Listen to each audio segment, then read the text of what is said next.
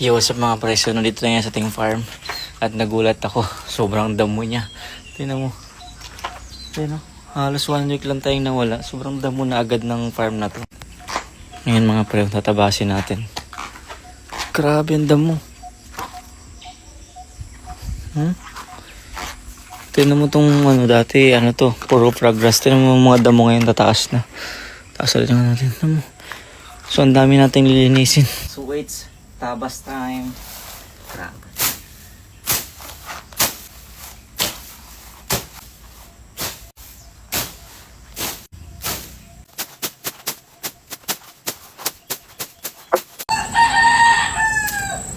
Alam mo ba mga pre, madami tong sustansya tong malunggay.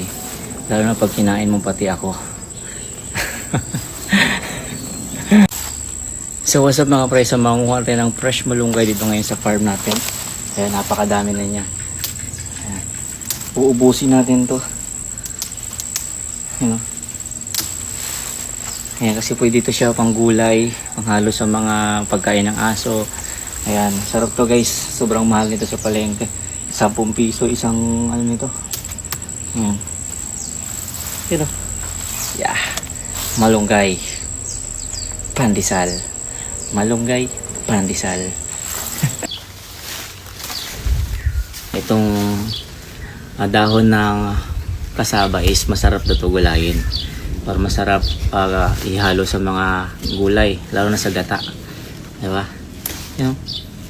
Sarap nito mga pre. So, piliin nyo lang yung pinakamalambot na dulo, yung makakagat nyo siya. Ayan. Parang ganyan. Hindi ba? Ayan. Let's go. Alam mo ba mga pre, na itong dahon ng balanghoy or kamunting kahoy is pwede nating magulay or maulam. Ayan o. Hindi mo alam kasi rich kid ka kasi. Ayan mga pre. So, meron tayo itong mga dahon ng balanghoy.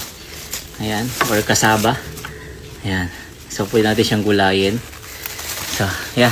Yo, what's up mga pre? So, meron tayong gulay ngayon. Ayan, gugulayin natin to.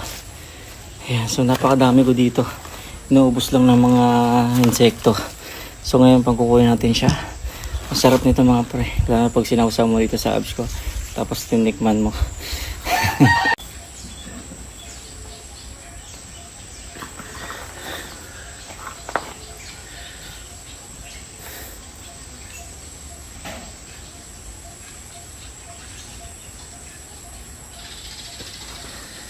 So guys, so naka-4 na tumbok na tayo dyan. 1, 2, 3, 4. 4. So malapit na matapos yung ating paglinis. Okay. So yeah, let's go. Yo, what's up guys? Sobrang nakakapagod. Marami. So ito pala pagka tag-ulan tapos 1 week nang umuulan siguro eh. So ang bilis yung tubo ng damo or dami ng damo. Ngayon, hirap tayo ngayon maglinis. Grabe. Ang layo pa. Hanggang doon pa yun, no? Ang sukal na kasi. Yan, so di naman tayo papayag na masukal yung ating farm. So kaya lilinisin natin. Let's go. Ayan.